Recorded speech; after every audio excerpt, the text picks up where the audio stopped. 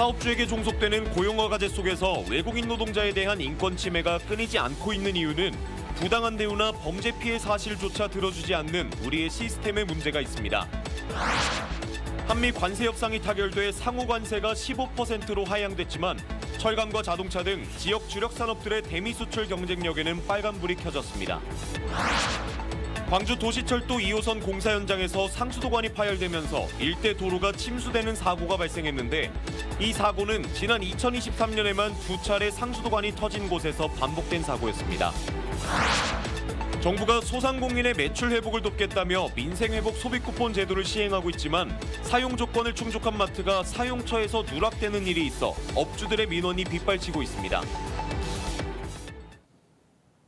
여러분 안녕하십니까? KBC 8시 뉴스 시작합니다. 대통령실이 재생에너지 잠재량이 풍부하고 전력망이 시급한 전남권을 차세대 전력망 혁신기지로 만들어가겠다고 밝혔습니다.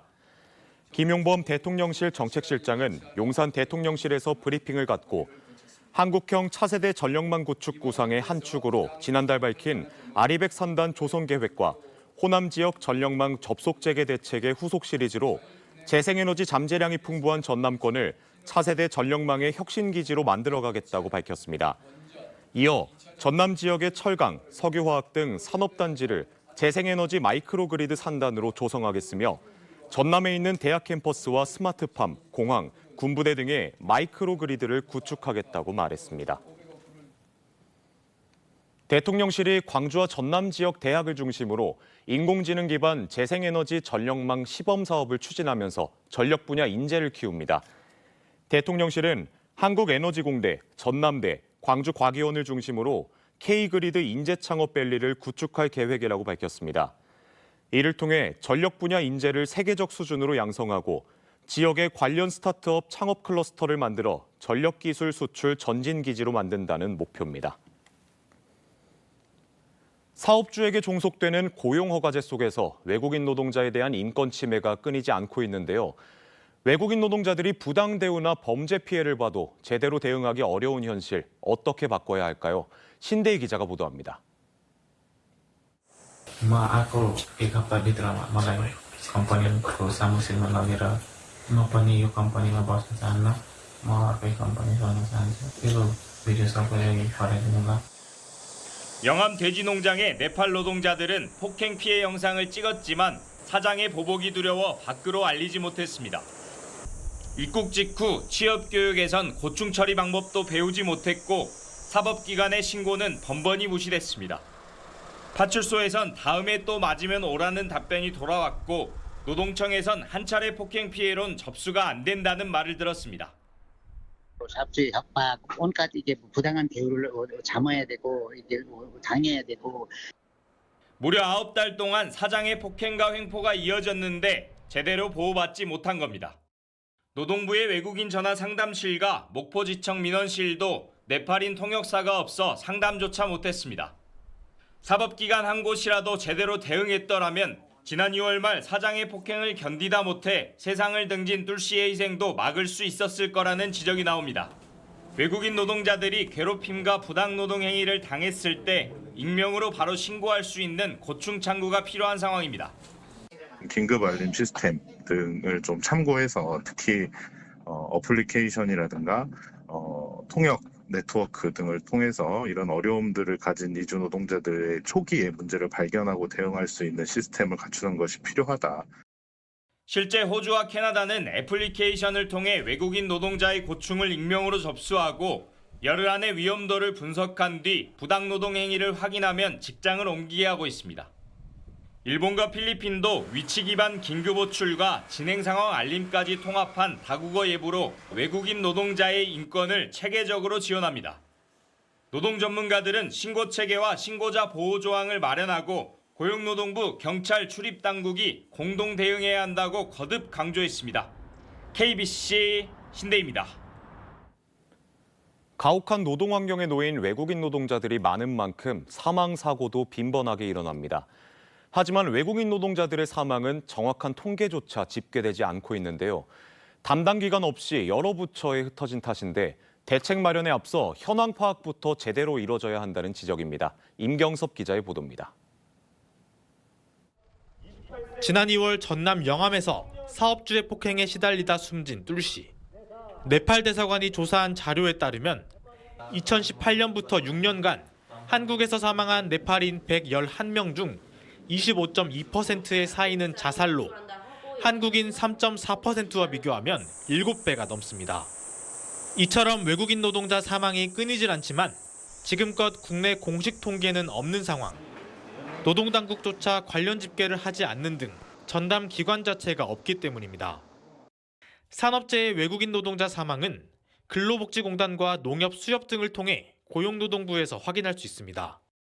하지만 비산업재해 사망자는 보험사와 경찰, 보건복지부 등으로 집계돼 혼선이 발생합니다. 더욱이 5인 미만 사업장에 근무하는 외국인 노동자나 불법 체류 노동자들은 사망 사실조차 확인되지 않는 경우가 많습니다. 지난 2022년 출입국 외국인정책본부에 신고된 외국인 노동자 사망 통계는 3,340명에 달하지만 이 가운데 70%가량인 2,267명은 사망 원인조차 알 수 없습니다. 통계 자체가 없다 보니 외국인 노동자들이 처한 상황과 죽음에 이르게 된 원인을 탐구하는 연구도 부실할 수밖에 없다는 지적이 나옵니다. 국가인권위원회 보고서에서는 외국인 노동자들의 사망 원인을 정확히 파악하지 못하고 있기 때문에 이들의 장례나 보상도 제대로 이루어지지 않고 있다고 지적하고 있습니다. 법무부나 행정안전부를 주관 부서로 지정하거나 이민청 신설 등 대안이 제시되는 이유입니다. 이주 노동자 사망에 대해서 별로 관심도 없고 별로 책임을 지지 않는다라는 것이 이제 결론이고, 그 원인 분석을 철저하게 하라는 것, 그 사망 이후에 제대로 된 그 보상과 유가족의 권리를 보장하라는 것, 그런 것들이 이제 큰 요구들인 거죠. 외국인 노동자들이 처한 현실은 그들의 죽음이 제대로 기록되지 못하는 데서부터 시작됩니다. 이들을 위한 최소한의 관심과 책임이 국가의 역할입니다. KBC 임경섭입니다. 미국의 25% 상호 관세 부과를 이틀 앞두고 한미 관세 협상이 타결됐습니다. 대미 상호 관세가 15%로 하향됐지만 철강과 자동차 등 지역 주력 산업들의 대미 수출 경쟁력에는 빨간불이 켜졌습니다. 정경원 기자입니다. 한미 관세 협상이 타결되자 지역 경제계는 불확실성이 해소됐다며 일단 반겼습니다. 그러나 업종별 희비는 분명했습니다. 가장 타격이 큰 산업은 이번 협상에서 제외된 철강입니다. 업계에선 6월 이전에 적용되던 25% 관세율까지는 감내해 볼 수 있는 수준이었지만 현재 적용되는 50% 관세로는 사실상 경쟁력을 가질 수 없다고 우려하고 있습니다. 특히 철강 산업이 전남 수출액 가운데 두 번째를 차지할 정도로 산업 비중이 큰 만큼 광양을 중심으로 한 전남 동부권 경제가 함께 휘청일 수 있습니다. 자동차 강판이 주력 상품이거든요. 그래서 현대, 기아차 같은 경우가 국내 생산을 좀 줄이게 된다면 아무래도 여파가 있겠죠. 광주 지역 주력 산업인 자동차는 일본, EU와 동일한 15% 관세가 적용됩니다. 기존에는 2.5% 관세를 적용받던 일본이나 EU보다 유리하게 무관세로 수출해왔지만 경쟁국과 동일한 관세율이 적용된 것은 아쉬움이 남는 대목입니다. 기아 오토랜드 광주의 지난해 생산 물량 35%가 미국으로 수출됐을 정도로 대미 수출 비중이 큰 만큼 향후 현지 생산을 늘릴 경우 지역 경제엔 타격이 불가피합니다. 미국 현지 생산이 확대될 경우에 국내 생산 물량 감소로 우리 지역의 중견 또 중소 협력업체들의 매출 감소 그리고 신규 고용, 투자 위축 등이 우려되니까 농산물 시장 완전 개방을 우려했던 농민들은 쌀과 30개월령 이상 소에 대한 추가 개방이 이뤄지지 않은 것에 대해 안도했습니다. 다만 검역 절차 등 비관세 장벽에 대한 논의가 이어질 것으로 보여 상황을 예의주시하고 있습니다. 농민들과 전남 도민들의 관심을 모았던 쌀, 소고기 등 농업에 대한 추가 개방이 포함되지 않아 다행이며 환영할 만한 일입니다. 지역 경제계는 정부와 지자체를 향해 이번 관세 협상이 업종별로 미치는 영향을 면밀히 분석해 경쟁력을 강화할 수 있도록 지원해야 한다고 요청했습니다. KBC 정경원입니다. 한미 간 관세 협상이 타결된 것에 대해 강기정 광주광역시장과 김영록 전남지사가 환영의 뜻을 밝혔습니다.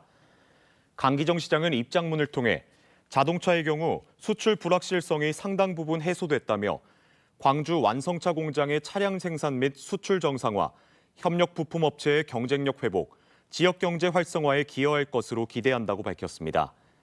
김영록 지사는 자신의 SNS에 국민적 우려가 매우 컸던 쌀 추가 개방과 30개월령 미국산 소고기 수입 등 농축산물 추가 개방을 막아냈다며 이웃나라보다 협상을 매우 잘했다는 평가를 내놨습니다. 오늘 아침 광주 도심에서 상수도관이 파열되면서 일대 도로가 물에 잠겼습니다. 사고가 난 곳은 도시철도 2호선 공사 현장으로 지난 2023년에만 2차례 상수도관이 터지는 사고가 발생했습니다. 김민아 기자입니다. 도로에서 건물 2층 높이까지 물기둥이 솟아오릅니다. 분수처럼 솟구친 물은 가게 안까지 밀려들어 사람 발목까지 차오릅니다. 오늘 아침 6시 10분쯤 광주 금호동의 지하철 2호선 공사 현장에서 상수도관이 파열되며 9,000톤가량의 수돗물이 누수됐습니다. 근처 상가 10여 곳이 침수 피해를 입었고 도로가 주저앉으며 길이 통제됐습니다. 근데 물이 너무 폭포수같이 터져보니까 저희 가게가 감당이 안 돼가지고 일단 물을 찻단물을 내렸는데 그래도 막 들어오더라고요. 파열된 상수도관은 33년 전 매립된 것으로 알려졌습니다. 지금 보이는 이 관이 만들어진 지 30년이 넘은 노후된 상수관입니다. 오늘 아침 6시 10분쯤 이 관이 터지면서 주변 상가가 침수되는 등 피해를 입었습니다. 광주시는 도시철도공사 중 지면을 파내는 과정에서 상수도관을 지탱하던 토사가 유실되며 이음새 부분이 파열된 것으로 보고 있습니다. 이곳은 지난 2023년 6월과 10월에도 상수도관이 터져 누수 사고가 발생했습니다. 광주시 관계자에 따르면 2020년 이후 도시철도 2호선 공사 현장에서만 상수도 파손 사고가 총 35건이 발생한 것으로 드러났습니다. KBC 김민아입니다. 2025년도 대한건설협회 시공능력평가에서 우미건설이 광주 지역에서 1위, 전국에선 21위를 기록했습니다. 우미건설은 평가액 2조 2,482억 원으로 지역 내 최상위 자리를 굳건히 지켰고 중흥토건이 1조 836억 원으로 2위, 대광건영은 1조 547억 원으로 3위를 차지했습니다. 라인산업과 모아주택산업은 각각 9,765억 원과 5,366억 원으로 4위와 5위의 이름을 올렸습니다. 대한건설협회 광주광역시회 330개 회원사 중 9개사가 전국 100위권에 포함됐습니다. 정부가 소상공인의 매출 회복을 돕겠다며 민생회복 소비쿠폰 제도를 시행하고 있는데요. 하지만 사용 조건을 충족한 마트가 사용처에서 누락되는 일이 있어 업주들의 민원이 빗발치고 있습니다. 양유찬 기자입니다. 광주 남구의 한 마트입니다. 계산대 직원이 손님이 가져온 생필품과 음식 등을 박스에 가득 채웁니다. 박스 한 개로 부족하자 다른 박스를 꺼내 또 집어넣습니다. 하지만 민생회복 소비 쿠폰으로 결제하려다 안 된다고 하자 사려던 물건을 그대로 놔둔 채 나가버립니다. 오늘 같은 경우도 13만 원 이상 포수기에 찍은 것이 13만 원이 넘었어요. 근데 소비 쿠폰이 안 되니까 그냥 가셔버렸어요. 그게 너무 아깝죠. 해당 마트는 소비 쿠폰 사용 가능한 조건을 갖췄지만 사용처에서 누락됐습니다. 소비 쿠폰 사용처는 연매출 30억 원 이하의 매장이거나 대형마트 등 제한 업종이 아니면 가능합니다.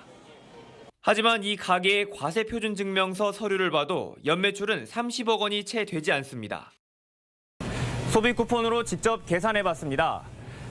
하지만 화면에는 특정 가맹점 사용 불가 카드라고 나옵니다. 지금까지 사용처 누락에 대한 이의 신청은 북구 63건, 광산구 49건 등 광주시에만 222건. 이 중 사용처로 다시 등록된 업체는 68곳에 달하고 나머지 업체도 심사 중인 곳이 많습니다. 별도로 구청에서 이의 신청을 받아서 계속 행안부로 30억 초과가 아니라는 거가 증명이 될 수 있도록 이제 이의 신청을 하는 부분들이 좀 진행이 되고 있는 상황으로. 누군가는 지원받고 누군가는 이유 없이 빠진 상황. 제외된 업주들은 그저 답답한 마음뿐입니다. KBC 양유창입니다. 한낮 기온이 35도를 웃도는 폭염이 이어지면서 전남 지역 가축 폐사가 잇따르고 있습니다. 벌써 18만 마리가 넘는 가축이 폐사했는데요. 축산농민들은 가축 피해를 막기 위한 시설 도입을 서두르고 있습니다. 강동일 기자의 보도입니다. 닭 5만 마리를 키우는 영암의 한 농장은 올해 4월 첨단 쿨링 장비 시설을 도입했습니다. 갈수록 심해지는 폭염 속에 더 이상 비닐하우스 축사로는 버틸 수 없다는 판단에서입니다. 6년 전 출하를 앞두고 닭이 떼죽음을 당한 아픔도 시설 교체를 결정한 주 원인이 됐습니다. 외부 온도가 40도가 된 적이 있었어요. 39도가 넘어가니까 닭들이 전멸을 하더라고요. 그래서 10만 수 전체 전멸한 적이 있어서 이대로는 안 되겠다. 지구가 날마다 더워지니까 그래서 마음을 먹게 됐습니다.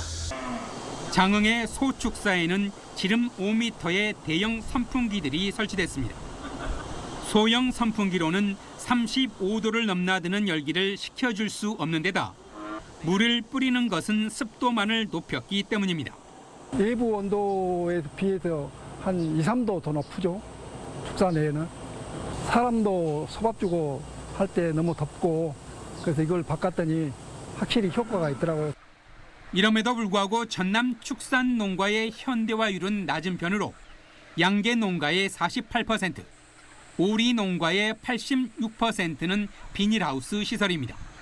지난달 27일 이후 전남 지역 327개 농가에 닭과 오리, 돼지 등 18만 6천여 마리가 폐사했습니다. 피해 액수만 26억 원이 넘습니다.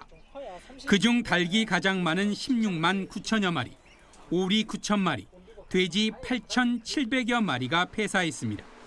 KBC 강동일입니다. 한국관광공사와 한국콘텐츠진흥원이 오늘 여수시청에서 2026 여수세계 선박람회 성공 개최와 지역관광 활성화를 위한 업무 협약을 체결했습니다. 세 기관은 이번 협약을 통해 섬해양 관광 활성화와 섬문화 콘텐츠 개발, 글로벌 홍보 등 다양한 분야에서 협력해 나갈 계획입니다. 관광공사는 K관광 해외 마케팅과 섬테마 관광 상품 개발로 박람회 연계 지역 관광 활성화에 나설 방침입니다.